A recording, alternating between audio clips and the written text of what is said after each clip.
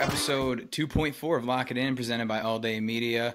We are on to week 4. We are about a quarter of the way through the season, and there has been so many upsets. For the third week in a row, we had the largest underdog win outright when the Commanders took it to Joey B on Monday Night Football. It's a tough look for Joe Burrow to start off the season, but not a bad look to start off the season for the Lock It In boys. Cobbs, he went 2-1. Olave scored that touchdown towards the end to cash his anytime touchdown bet. Clark finally had an off week. Now he went 1-2. And the Immaculate teaser is due to hit this week because it did not hit last week. But boys, we're on to week 4. What did we learn from week 3? Yeah, 2 out of 3 times. Last week was probably the worst week ever to do an Immaculate teaser if you were trying to buy touchdown favorites to pick them. And I said last week that the square bets weren't hitting. They really weren't hitting in week 3. So we got to get right. That's all I got. Yeah. Definitely a weird start to the season. But then again, it would be weird if it went exactly how we wanted it to go. But I'm overreacting way too soon. I think the Browns are absolute dog shit. They're not actually going to be a good team this year. I feel like I don't think that's an overreaction. I think that was the week 1 reaction on them. You want to give them some time. They have just looked worse and worse. I'm not arguing for them. Yeah, if it was against anyone but the Giants, I would say any given Sunday, but that was so bad, especially with how they started off that game, the fumble on the kickoff. The next play, touchdown, the Browns look bad. The amount of parity in this league is ridiculous. Anybody can win. It truly is any given Sunday. But yeah, so let's get into the picks. Yeah, any given Sunday. I mean, the Carolina Panthers won a football game last weekend, so we're going to get into that later. But for now, I love the over in the Commanders-Cardinals game, 50.5. We tried this last week, and it was looking really good at halftime until it wasn't. Yes, it was square. But the way the Commanders have been looking, the Cardinals and Commanders, both top 5 offenses, this is going to be a really fun game to watch. Jade Daniels has arrived. Kyler Murray mostly looks back. I think the Lions, like I said last week, have a defense, so this will be an easier matchup for him. Commanders have been giving up a ton of points. Don't get scared of the number. Over 50.5. This is going to be like a 31-27 type game. Yeah, the Commanders secondary does not look great, and they've gone 2 weeks in a row now without punting, so their offense is clicking. Yeah, punting or turning it over, right? Yep. Yeah, 2 weeks in a row. That's crazy. Yeah, so that yields points. I'm a big fan of that, Cobbs. My anytime touchdown score is going to be coming from that game. I really love the Broncos plus 7.5 playing in the Meadowlands against the Jets. It's a little scary, you got the rookie quarterback, but the Jets really haven't proven anything. Their 2 wins are against the Titans and the Pats. They're both the laughing stocks of the NFL at this current juncture, I want to say, outside of the Bengals and the Browns. And the 49ers beat them pretty convincingly. On the other hand, the Broncos last week just surprisingly trounced the Bucs, who, beat a good Lions team. And, they went pretty far in the playoffs last year. So, the Broncos are just showing me a lot more than I was expecting with Bo Nix running the offense. So I like them to keep it within a touchdown, if not win a gritty close one. It's almost like Sean Payton's a good football coach. Who saw that coming? Well, we knew it. His long play calls, I think that was a big part of why Bo Nix wasn't doing so well in the beginning. But I think he's really figured out the offense, and it's just up from here, honestly. That's a gross game, the Broncos and Jets, but plus 7.5, though, I don't think either one of those teams have a whole lot of blowout capability. Oh, yeah, Surtain's going to be dripped all over Wilson. It's going to be a gritty game. So yeah, so Rodgers looked really good last week, but we'll see how he looks against the Broncos defense. For this week, we're going to take advantage of the amount of square bets that did not hit last week, and I think this line is a little bit off because of it. We're going back to the points per dome. We're going to go over 42.5 for the Saints at the Falcons. Obviously, it is in a dome, and these NFC South matchups, they are a lot of times shootouts. I know that that gets said a lot. Kirk and the Falcons offense has actually started to click. They almost pulled it out against the Chiefs on Sunday Night Football, and the Saints with an off week, they got a divisional matchup coming up, and I think they'll find their groove back again. And it's a low number, 42.5. So that's why I'm taking the over, and the points per dome for the Saints. We're going to get back to that to the regression for that one. Yeah, it's low because those are 2 good defenses, but it is low, and it's indoors. Speaking of 2 not good defenses. Like I said, the Panthers won a football game, so let's take advantage of that. I'm going to lock in the Bengals minus 4.5 in this cat fight here in Charlotte, North Carolina. The Bengals, they're known for starting 0-2. This time they took it a step further to start 0-3. What they always seem to have that get-right game. You got T. Higgins back now. Jamar Chase is hungry. He had 2 touchdowns last week. The Panthers, it was a fluke. I'm sorry. They got a spark from putting in Andy Dalton, but this team is still an absolute dumpster fire. They have hardly any weapons. The defensive line without Derek Brown is just pitiful. The Bengals are winning this game by at least a touchdown. I really just don't see the Panthers getting back to 500. It might be too easy, but I'm falling for it if it is. The Red Rifle revenge game? Come on. Oh, yeah. Dude, actually, if you look at the schedule, if he plays the rest of the year, he plays all of his former teams. He'll get to play the Saints, and then they also play the Bears, and then obviously the Bengals. So he does have a little revenge tour opportunity here, which is interesting. Dude, talk about an alliteration, the Red Rifle revenge. I mean, if that's not a sabermetric, I don't know what is. That's a good point, Clark. But I mean, the Bengals, if they don't win, then Joey Burrow has to fix his hair if they go. Well, Zach Taylor's getting fired, I think, if they lose this game. Whether it happens, it's not going to happen now, but ultimately, he will likely get fired. I think I have to agree with that. I don't know. You start off 0-4 and you lose to this team. I don't know. Yeah, true. They're going to look for the next reason to get his ass out of town. Honestly, speaking of a guy who probably doesn't have to worry about that, Mike Tomlin. Guy just continues to churn out wins with teams that we just don't expect to do well. I'm locking in the Steelers -1.5 against the Colts this week. Fields has been a satisfactory game manager. He hasn't been playing hero ball, and I mean they've been grinding out wins. The Steelers D has also been impressive. They're first in total yards given up and points given up so far through 3 weeks. The Colts just haven't looked very inspiring whatsoever.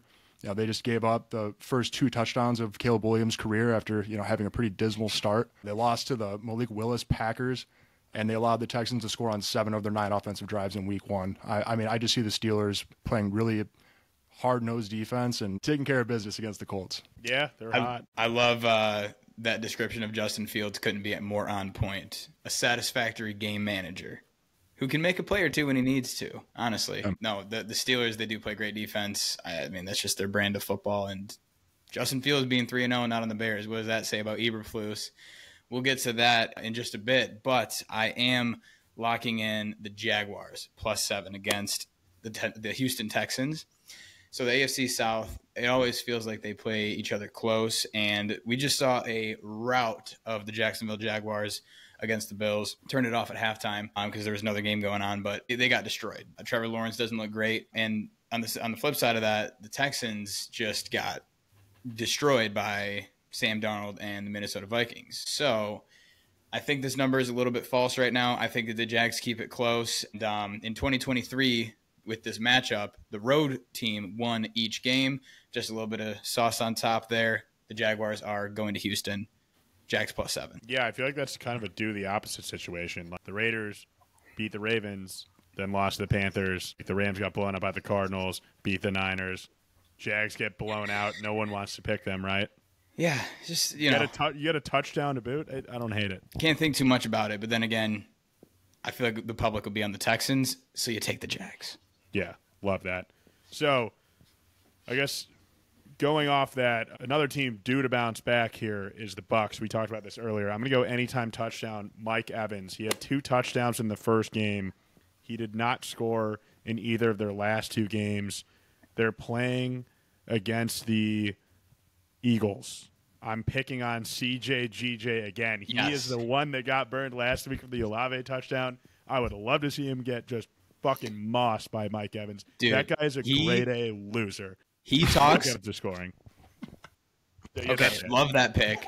I hate CJ Gardner-Johnson more than a lot of people. Michael Parsons was even talking about, like, this dude talks the most amount of trash in the league, and for what reason? He gets burned all the time. Did you see his response where he's going through all his signed jerseys in his house? He's like, it's like George Kittle, and then he shows like 3 of his cousins, and then Jeff Okudah. And it's like, yeah, dude, that really just dropped off quick. One of it was Jawan Taylor, the guy that always gets the false starts in the Chiefs. Mike Evans touchdown. I love that. Yeah, I'm a pretty big fan of that too. Like I said earlier, I'm taking a touchdown score in the Cardinals-Commanders game. It's going to be Marvin Harrison. He already had his coming out party. It looks like the Commanders' secondary is the one to pick on this year. They gave up 6 catches for 118 yards and 2 touchdowns to Jamar. They gave up 10 receptions for 127 yards and a touchdown to Neighbors. I mean, they give up the big play to the elite receivers, and Marv's in that category, I think. So Yeah. He almost caught one again last week. DJ Moore last year went for that like nuts game against them. They've been the team for the last year and a half, I feel like, to throw on. All right, Marvin Harrison Jr. to catch a touchdown against the Commanders secondary. Kind of love that, Clark.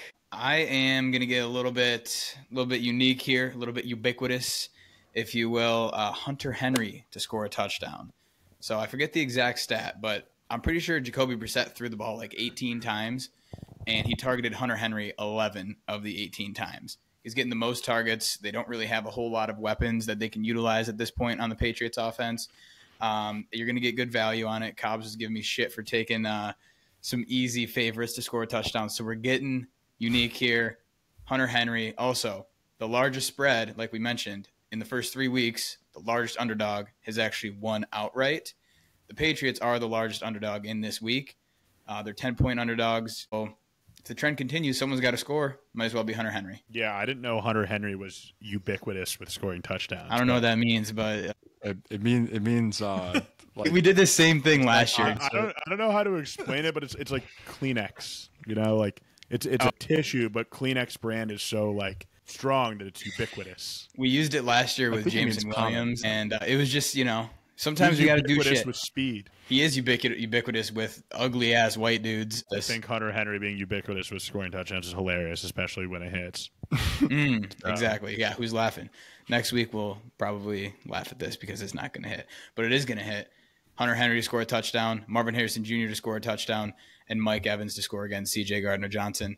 That is getting Propalicious, and we get Propalicious here on Lock It In, presented by All Day Media. Make sure to go follow us on Twitter, follow us on X. Once we get a couple more followers, maybe we'll start tweeting. So nobody tweeted at us about the Immaculate Teaser, which is a good thing. It was 0-3, which is almost more impressive than going 3-0 on a teaser. But this week, we said this last week. It hits 2 out of 3 times. We're 1-1.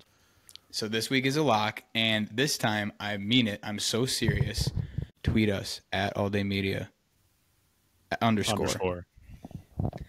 At All Day Media _ tweet us, and if the Immaculate Teaser hits, $25. We're up in the ante, 25 buckaroonies if you tag us on Twitter and X, or if you even share on Instagram. Just do it. So the Immaculate Teaser, it's a lock. It's going to hit. It can't lose. Cobbs, kick us off, will you? 2-1 on the season because we're 1-1. We're going 3-0, obviously. Bills plus 8.5 at the Ravens. Don't think about it too much. You're getting more than a touchdown on the hottest team in the league. Josh Allen, like I said in episode 1, is winning MVP. He will have at least a good game. They're probably going to win, but even if they don't, they're not losing by more than a touchdown to the former MVP, Lamar Jackson. You don't need me to explain more of this. Plus 8.5 for the Buffalo Bills. I like it. Yeah, I like that. I like the over in the Bengals-Panthers game. Jacobs talked about it earlier. The Bengals offense looks like it's back on track. I don't think the Panthers offense was a fluke. The Bengals defense couldn't get a stop on Monday Night Football. They have some life with Andy Dalton, so I like both these teams to put up points. Chuba Hubbard scored 27 fantasy points on my bench. Didn't even know he was in the league. Yeah, it's pretty crazy. The Bengals D is a little sus. I will agree with that. Teasing it.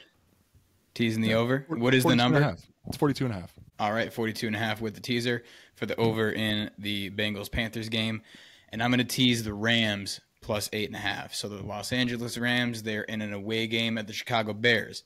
They actually played in Los Angeles in their own stadium, but if you look online, the entire stadium was red. So they actually played an away game last week as well. They pulled out a win against the 49ers, even without half of their team. Cooper Kupp's gone. Puka Nakua's gone. Doesn't matter. Stafford's a gamer. McVay is 1,000 times better coach than Matt Eberflus. And the Bears' offensive line, that one picture, everybody's seen it when they did the jet sweep or whatever it was on the goal line, and every single offensive lineman got blown by and it got blown up in the backfield. The Rams are not losing this game, and the fact that you get 8.5 points against the Caleb Williams-led Bears, that ain't losing. That's immaculate. Yeah, the Bears stink. It's awesome. I love it. It is nice to see that happen at this point. So we did love it. We did lock it in, and we got Propalicious, of course. And the teaser, after slow off week last week, we're coming back, and we're going to 3-0 on the Immaculate Teaser. So When that hits, make sure that you tag us on Twitter and repost on Instagram at alldaymedia_. And we will catch you back here for week 5 of Lock On.